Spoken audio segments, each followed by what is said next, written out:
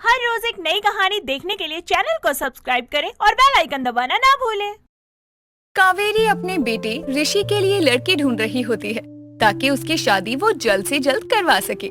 ऋषि जिससे प्यार करता था उस लड़की का नाम पायल था। वो आज पायल को अपनी माँ से मिलवाने के लिए लेकर आता है। आओ पायल, अंदर आओ, घबराओ मत, मेरी माँ बहुत अच्छी है। माँ माँ। ऋषि की आवाज सुनकर कावेरी बाहर हॉल में आती है और पायल को देखकर ऋषि से सवाल पूछती है। गला क्यों फाड़ रहा है? नालायक, सुनाई देता है मुझे। बहरी नहीं हूँ तुम सबकी तरह। माँ देखो, मैं किसी को तुमसे मिलवाने लाया हूँ। हाँ वही देख रही हूँ। कौन है ये लड़की? नमस्ते आंटी। ये पायल है माँ, आपसे मिलने आई है। अच्छा क्यों और किस लिए मिलने आई है? आप खुद पूछ लो। क्यों बेटा, कुछ चंदा वंदा चाहिए क्या? कोई संस्था से आई हो? क्या मदद चाहिए बताओ। अरे माँ कुछ भी, जरा सोच समझ के बात किया करो। ओ, अब इस लड़की से मैं सोच समझकर बात करूं, वो भी अपने घर में। वाह माँ ये कोई चंदा मांगने वाली नहीं है, ये पायल है। हाँ तूने बताया था ये पायल है, तो क्या करूं, पहन लूं और सारे घर में नाचती फिरूं? बस ऋषि, अब मैं अपनी और इंसल्ट होते हुए नहीं देख सकती। पायल, माँ को नहीं मालूम कुछ भी, तुम सुनो तो। अगर कुछ नहीं जानती तो बेइज्जती क्यों कर रही है? एक मिनट, ये हो क्या रहा है मेरे घर में? हाँ, और लड़की तू मेरे घर में आकर मेरे सामने मेरे ही बेटे से झगड़ा कर रही है। इतनी हिम्मत, चल निकल यहाँ से। माँ शांत, ये पायल है, मैं इससे प्यार करता हूँ और मुझे इससे शादी करनी है, इसलिए आपसे मिलवाने लाया हूँ। और आप हो की? अच्छा, तो ये मेरी बहू बनेगी। चलो ठीक है, देखते हैं कितना झेल पाती है मुझे। इतना कहकर कावेरी अंदर अपने कमरे में चली जाती है और पायल और ऋषि बाहर घूमने चले जाते हैं। ऐसे ही कई दिन बीत जाते हैं। एक रोज ऋषि अपने ऑफिस के काम से बिहार चला जाता है तो पायल कावेरी से मिलने उसके घर आती है। नमस्ते होने वाली सासू माँ, कैसी है आप? मैं बढ़िया, तुम अपना बताओ। और क्या सोचा है आपने मेरे और ऋषि के बारे में? वैसे सोचना क्या है, ये तो बता दे। मेरे और ऋषि के शादी के बारे में। और किस बारे में? अच्छा, शादी की बात बाद में करेंगे, पहले कुछ बनाकर खिला मुझे। व्हाट? खाना और मैं बनाऊं? एक्सक्यूज मी होने वाली सासू माँ, मैं पायल हूँ, कोई नॉर्मल लड़की नहीं, समझिए आप। बड़ी आई मुझसे खाना बनवाने वाली। ये वट भट मेरे घर में नहीं चलेगा। अगर इस घर की बहू बनना है तो खाना बनाना, घर का काम करना आना चाहिए, समझी? अगर ना समझ में आए तो गेट आउट। ये तो अच्छे से समझ आ गया ना? इतना कहकर कावेरी पायल को घर से जाने को कहती है। कुछ दिन गुजर जाते हैं और ऋषि बिहार से अपने घर नहीं लौटा था क्योंकि उसके साथ एक हादसा हो गया था, जिसके बाद वहीं के कुछ लोगों ने मिलकर एक बिहारी लड़की जिसका नाम शालिनी था, उससे ऋषि की जबरन शादी करवा दी थी। दूसरे दिन शालिनी ऋषि से कहती है, का हो, तू हमरा से ब्याह करके खुश ना हा का? हमरा में कोनो कमी है का सजनवा? चुप नहीं कर सकती तुम 5 मिनट के लिए? कितना बोलती हो? यहाँ मेरी पूरी जिंदगी उलट पलट हो गई है और इसकी कोई भी बातें मेरे पल्ले तक नहीं पड़ती। क्या और कैसे कहूँ माँ से, और कैसे अपना मुंह दिखाऊंगा पायल को? अरे ओ सजनवा, का सोच रहे हो इतना? व्हाट? ओहो, अंग्रेजी बाबू हो का? हम टेलिंग, व्हाट सोचिंग तुम? कुछ नहीं, कल मैं जा रहा हूँ, वो भी अपने घर, तुम दूसरी शादी कर लेना। तभी शालिनी हंसते हुए बाहर चली जाती है और अगली सुबह जब ऋषि घर जाने की तैयारी कर रहा था, उसी वक्त शालिनी अपना बैग और गांव वालों को लेकर ऋषि के पास पहुंच जाती है। ऋषि इतने सारे लोगों को देखकर हैरान था। शालिनी को एक कोने में ले जाकर वो बात करने लगता है। देखो शालिनी, तुम बहुत अच्छी हो, लेकिन मैं तुम्हें अपने साथ नहीं ले आ सकता, समझा करो। कोनो बात नहीं, हम अच्छे तुम बुरे। ओ काका है अंग्रेजी में, हम एडजस्ट वा कर लेंगे, फिक्र ना करो और चुपचाप यहाँ से चलो। इतना कहकर दोनों साथ में शहर के लिए निकल जाते हैं। अगले दिन ऋषि शालिनी घर पहुँच जाते हैं। शालिनी लंबा घूंघट कर लेती है और कावेरी ऋषि के साथ शालिनी को देखकर हैरान रह जाती है। दरवाजे पर ही दोनों को रोककर सवाल करती है। अब ये कौन सी नौटंकी है ऋषि? तू अब किसे ले आया बहू बनाने के लिए? मुझे तेरी रोज रोज की नौटंकी पसंद नहीं है। और ओ लड़की, बस करो, खत्म हुई नौटंकी। माँ ये नौटंकी नहीं, रियलिटी है मेरी जिंदगी, और ये शालिनी ही तुम्हारी बहू है। बहू? कब की तूने शादी? मुझे बताया भी नहीं।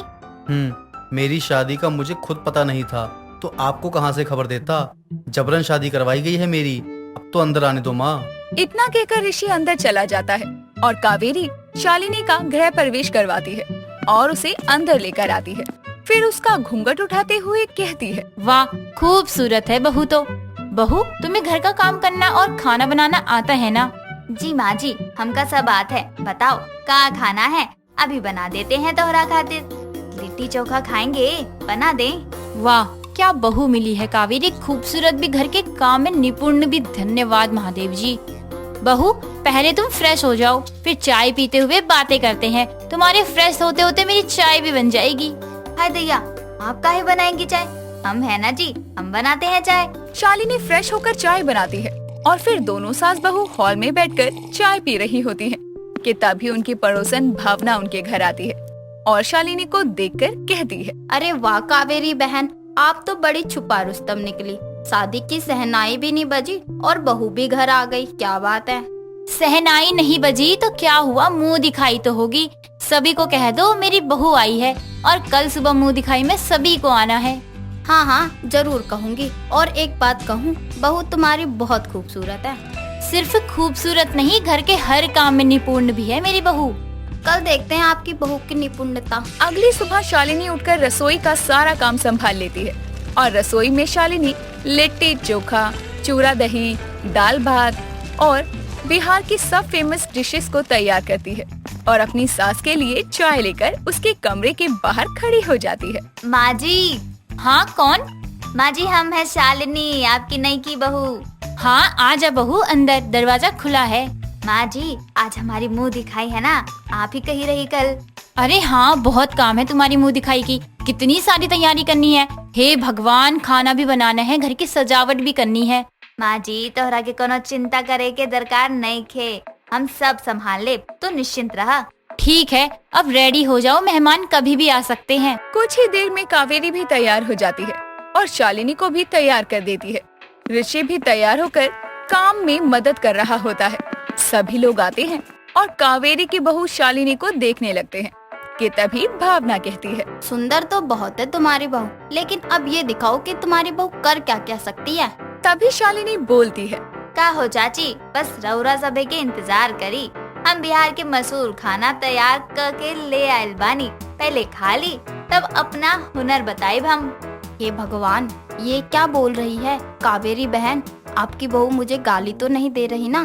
चाची दी इंतजार कीजिए, हमने बिहार का मशहूर खाना बनाया है आप सबके लिए, पहले खा लो उसके बाद हम अपना हुनर दिखाएंगे, ऐसा कहा हमने बिहारी में। अच्छा तो आपकी बहू बिहारी है? हाँ तभी आप सब पे भारी है। सभी लोग शालिनी के हाथ का लिट्टी चोखा दही चूरा खाकर उसकी तारीफ करते हैं और शालिनी को आशीर्वाद देकर चले जाते हैं। इतने में पायल आती है और ऋषि को और शालिनी को कावेरी के सामने गले लगती है और ये देखकर कावेरी कहती है, पायल ये क्या हरकत है तुम्हारी? हरकत? अब क्या कर दिया मैंने? अपने ऋषि के गले लग रही हूँ, इसमें कैसी शर्म? अब ऋषि की शादी हो चुकी है, अब ऋषि तुम्हारा नहीं शालिनी का पति है, तुम जा सकती हो यहाँ से। शादी? पत्नी? ऋषि की कब? और कौन है ऋषि की पत्नी? हम हैं इनका धर्म पत्नी, कोनो दिक्कत है तुमको? पायल शालिनी को देखकर हंसने लगती है और हंसते हुए कहती है, क्या मजाक है? ऋषि मुझे छोड़कर तुम जैसी गवार से शादी करेगा? वेट, उफ मेरे पेट में दर्द होने लग गया। देखो मजाक अच्छा था, ठीक है अब तुम निकलो। गवार? हमको बोली? ठीक है हम हैं गवार, अगर ऋषि जी कहते हैं ना चले जाने को, हम अभी अपना बोया बिस्तर उठा के चले जाएंगे। बताइए ऋषि जी। तभी ऋषि पायल को उसकी कमी बताते हुए शालिनी को अपनी बीवी मान लेता है और ऐसे ही दिन गुजरते हैं। अब शालिनी और ऋषि दोनों खुशी से साथ रहते हैं। राजवीर अपने बड़े भाई दिनेश के साथ उनके क्लिनिक पर कंपाउंडर का काम किया करता था। दिनेश एक बहुत अच्छा और MBBS डॉक्टर था।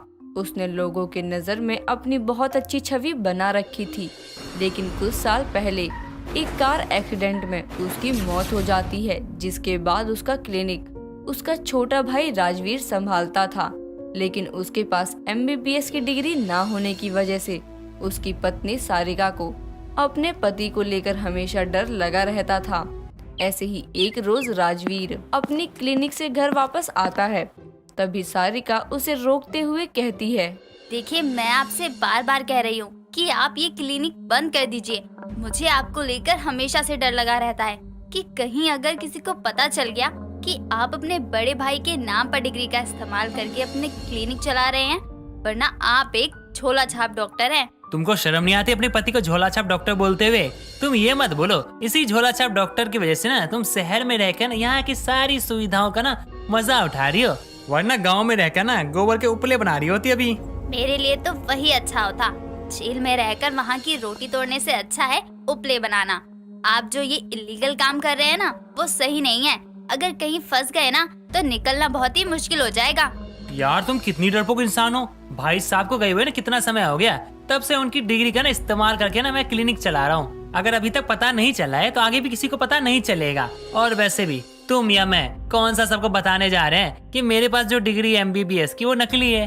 आपकी बात सही है, लेकिन वो काम करना ही क्यों जिसे सोच सोच कर खुद का ही जीना हराम हो जाए। ये काम तो तुम्हारा है, तुम सोच सोच कर ना खुद का जीना हराम करियो, वरना खाओ पियो आराम करो। अब तुम्हारी बात पूरी हो गई हो तो मैं कमरे में जाऊं, क्योंकि पूरे दिन काम करके ना बहुत ज्यादा थक चुका हूँ, मुझे थोड़ा आराम चाहिए। राजवीर इतना कहकर अपने कमरे में चला जाता है। ऐसे ही समय बीतता है। सारिका अपने पति राजवीर को बहुत समझाने की कोशिश करती है, लेकिन वो अपनी पत्नी की बातों पर कोई ध्यान नहीं देता है। ऐसे ही एक रोज सारिका हॉल में बैठी टीवी देख रही होती है, तभी उसकी सहेली नीलू उसके घर आती है, जिसे देखकर सारिका कहती है, क्या बात है, आज तो बड़े लोग आए हैं मेरे घर में।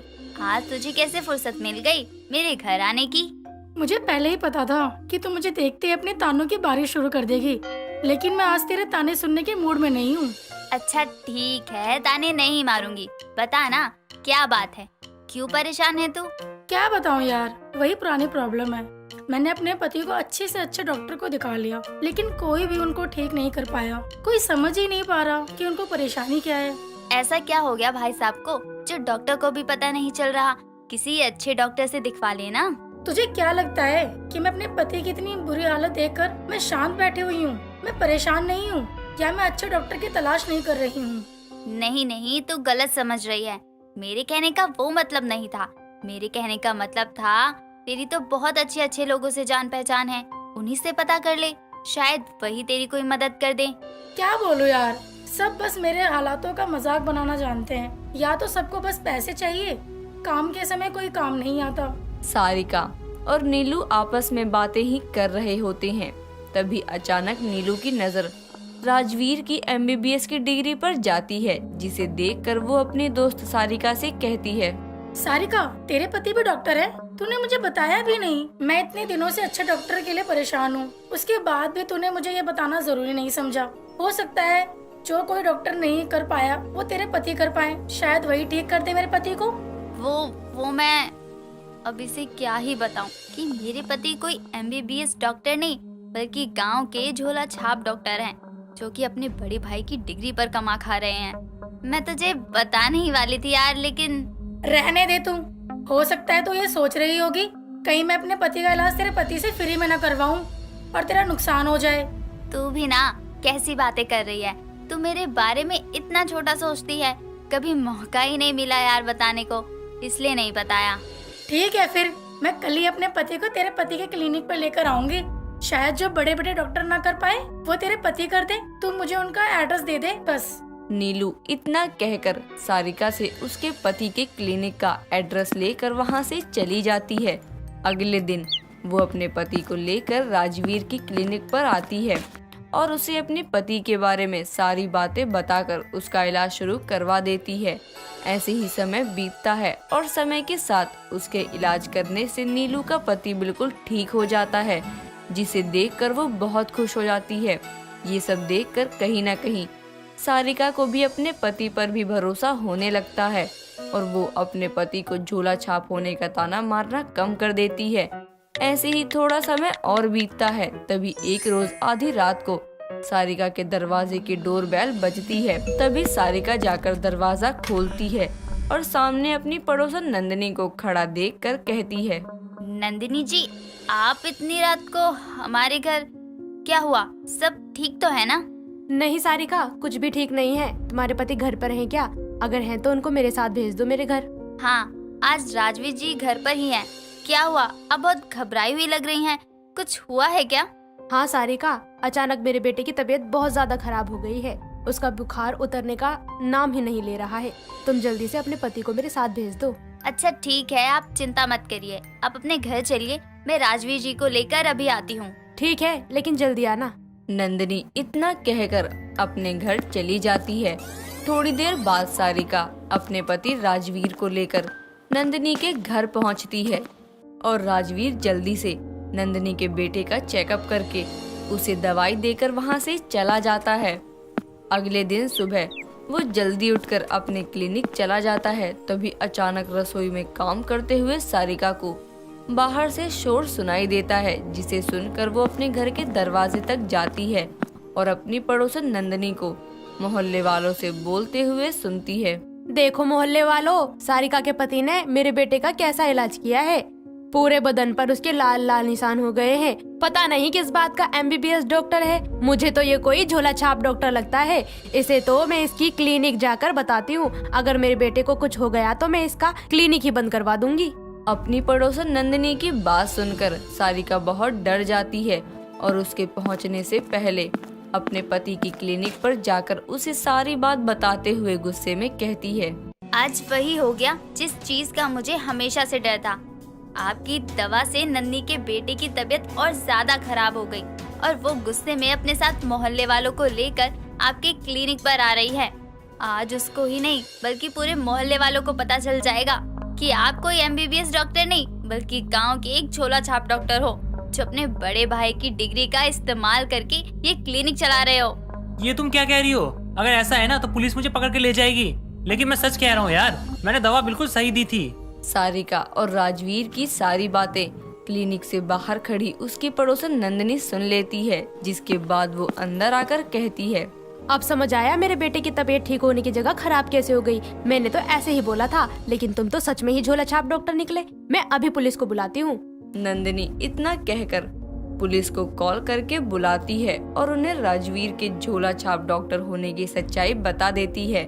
साथ ही अपने बेटे की बिगड़ी हुई हालत का इल्जाम भी उसके ऊपर ही लगा देती है, जिसे सुनने के बाद पुलिस राजवीर का नकली डॉक्टर का लाइसेंस रद्द कर देती है और उसकी क्लिनिक पर छापा मारकर उसे सील कर देती है। इस तरह से झोला छाप डॉक्टर का नकली क्लिनिक हमेशा के लिए बंद हो जाता है।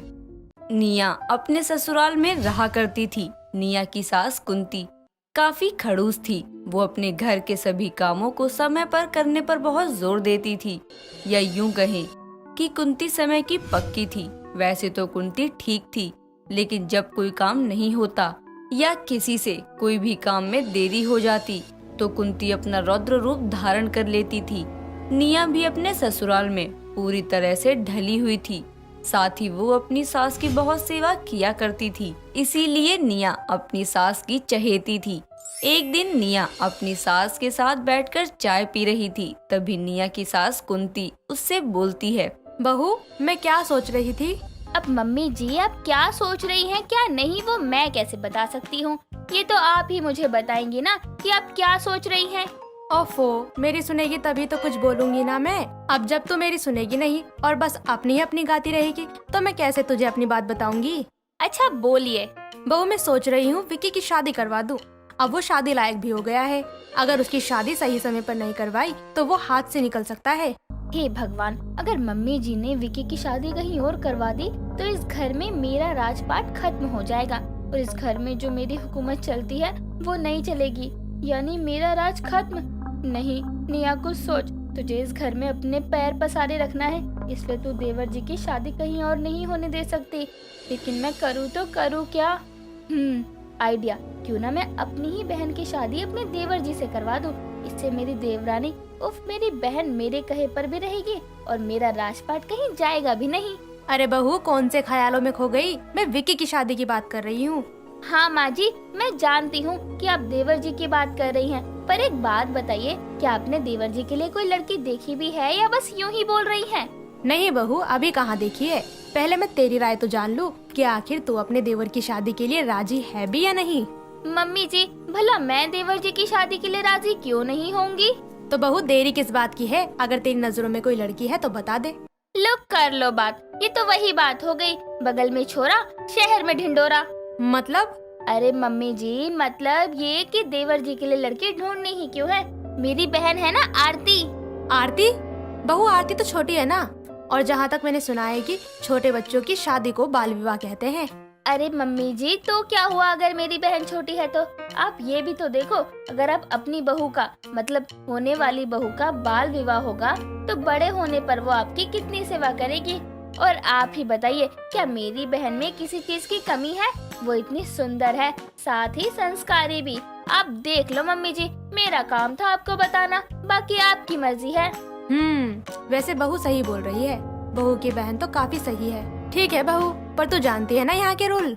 मैं जानती हूँ, आप फिक्र मत कीजिए, मैं आरती को सब समझा दूंगी और अपने मम्मी पापा को भी शादी के लिए मना लूंगी। इस तरह अगले ही दिन निया अब अपनी मम्मी पापा के पास जाती है और उनसे अपने देवर के लिए बात करती है। ये सुनने के बाद निया का पिता तरुण कहता है, अरे बेटा निया, ये तुम क्या बोल रही हो? हमारी आरती अभी बहुत छोटी है, अभी हम उसकी शादी नहीं कर सकते हैं। हाँ बेटा, हमारी आरती तो 8वीं कक्षा में ही है, उसको कहाँ कुछ पता होगा इन सब के बारे में। पर मम्मी पापा, इसमें बुरा ही क्या है? अब आरती के साथ मैं भी तो रहूंगी ना।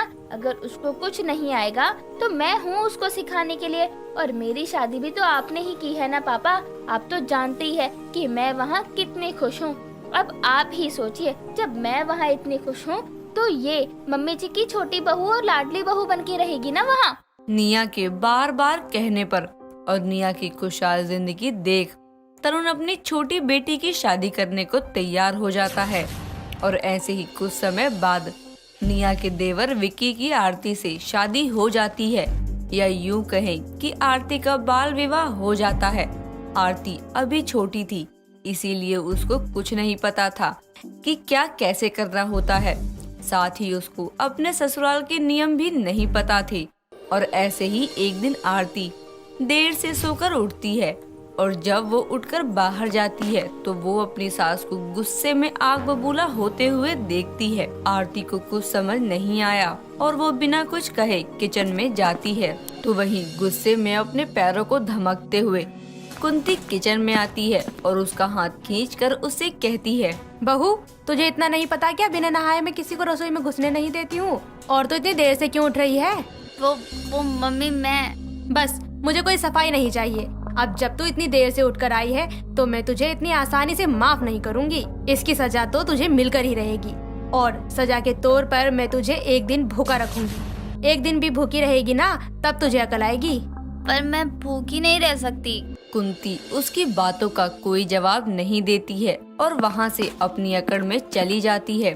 और आज पूरा दिन बेचारी आरती भूखी रहती है। ऐसे ही अब दिन गुजरने लगते हैं, और अगर कभी आरती से कोई गलती होती तो कुंती उसको सजा देती थी। और वहीं खड़ी निया अपनी बहन को ना तो बचाती थी और ना ही कभी उसको समझाती थी। ऐसे ही एक दिन आरती किचन में खाना बनाते समय जल जाती है, साथ ही आरती से खाना भी जल जाता है। उस दिन जला हुआ खाना देख कुंती ने तो हद ही पार कर दी थी। उसका जला हुआ हाथ ना देख उस पर चिल्लाते हुए कहती है, ये क्या लगा रखा है तूने? राम राम, सारा खाना जला दिया। निया बहू, ओ निया बहू। क्या हुआ मम्मी जी, आप इस तरह से क्यों चिल्ला रही हैं? देख, तेरी बहन ने सारा खाना जला दिया। आरती बहू, आज से बल्कि अभी से तू काल कोठरी में 2 दिन तक रहेगी, वो भी भूखे प्यासे। आरती की आंखों में आंसू टपटपा रहे थे, और जैसे ही कुंती वहाँ से जाती है वैसे ही आरती अपना हाथ दिखाते हुए अपनी बहन से कुछ बोलती। तभी निया उसके ऊपर चिल्लाते हुए बोलती है, तूने तो हद ही कर दी है। अरे यार, थोड़ा तो ध्यान रखा कर कि किस समय तू क्या कर रही है। अब देख, दे दी ना मम्मी जी ने तुझे 2 दिन काल कोठरी में रहने की सजा। पर दीदी, मेरा हाथ जल गया। निया भी आरती की बिना बातें सुने वहाँ से चली जाती है। आरती को 2 दिन तक कुंती काल कोठरी में रख देती है। 2 दिन तक काल कोठरी में भूखे प्यासे रहने और साथ जलने की वजह से आरती को तेज बुखार आ जाता है। आरती का शरीर आग की तरह तप रहा था। उसको इतना बीमार देख कुंती अपने समधी को फोन करती है और उसको बोलती है, नमस्कार समधी जी, लगता है आपकी बेटी आप लोगों को कुछ ज्यादा ही याद कर रही है। तभी तो आपकी यादों में हमारी छोटी सी प्यारी सी नन्ही सी बहू ने खुद की तबीयत खराब कर ली है। मैं तो ये कहूँगी कि कुछ दिनों के लिए आप अपनी बेटी को अपने घर ही ले जाइए। इस तरह अगली सुबह तरुण आरती को लेने उसके ससुराल आ जाता है और थोड़ी देर बाद वो उसको लेकर चला जाता है और घर जाते ही आरती अपने माँ बाबा को जोर से पकड़ती है और फूट फूट कर रोने लगती है। उसको इस तरह रोता हुआ देख तरुण उससे उसके रोने का कारण पूछता है, जिसके बाद आरती उसको सारी बात बता देती है। ये सुनने के बाद तरुण के पैरों तले जमीन खिसक जाती है और उसको खुद के फैसले पर बहुत पछतावा होता है और पछताते हुए वह अपनी पत्नी से बोलता है, भाग्यवान, मैंने बहुत बड़ी गलती कर दी अपनी बिटिया का बाल विवाह कर। अगर मुझे पता होता इस घर में दरिंदे रहते हैं तो मैं अपनी बेटी की शादी उन दरिंदों के घर में कभी नहीं करवाता। उन दरिंदों के साथ रह रहकर मेरी बेटी भी दरिंदा बन गई और निया सब जानती थी। लेकिन निया का दोहरा चेहरा किसे पता था? निया बहुत अच्छे से जानती थी कि आरती इस घर में मैनेज नहीं कर पाएगी, लेकिन फिर भी निया ने अपना राजपाट बनाए रखने के लिए अपनी बहन की शादी उस विक्की से करवा दी। लेकिन कोई बात नहीं, अब मैं अपनी बेटी आरती को इस नर्क से निकाल कर रहूंगा। तरुण की पत्नी उसे संभालती है और इस तरह समय गुजरता है। और एक दिन तरुण आरती के ससुराल जाता है और सभी के सामने विक्की से बोलता है, बेटा विक्की, आरती एडमिट है, उसके फॉर्म पर तुम्हारा सिग्नेचर चाहिए, कर दो। विक्की उस पर साइन कर देता है और अगले एक हफ्ते बाद अब जब कुंती अपने बेटे के साथ आरती के घर आरती को लेने जाती है और विक्की दरवाजे पर ही खड़ा होकर अपने ससुर के पैर छूता है तो तरुण बोलता है, पापा जी, मैं आरती अपनी पत्नी को लेने आया हूँ। कौन सी पत्नी? वो तुम्हारी पत्नी नहीं, मेरी बेटी है, मेरी बेटी। और हाँ, मैं जानता हूँ तुम्हें इस बात का बहुत बड़ा झटका लगा होगा, लेकिन याद करो उस दिन जो मैं तुम्हारे घर आया था ना हॉस्पिटल के पेपर्स लेके तुम्हारे साइन करवाने के लिए, वो हॉस्पिटल्स के नहीं डाइवोर्स के पेपर थे। अब मेरी बेटी का तुम लोगों से कोई नाता नहीं है। और हाँ, साथ ही अपनी बड़ी बेटी से मैं अपने सारे रिश्ते नाते तोड़ता हूँ, क्योंकि जिस घर में ना मेरी बेटी की इज्जत नहीं है ना, उस घर में मेरी बेटी भी नहीं रहेगी। इस तरह आरती के पिताजी उन सभी को घर से बाहर निकाल देते हैं और उनके मुंह पर दरवाजा बंद कर देते हैं। दोस्तों, अगर आपको ये कहानी पसंद आई तो इसे लाइक करें, शेयर करें और कमेंट करके बताएं कि कहानी में आपको सबसे अच्छा क्या लगा।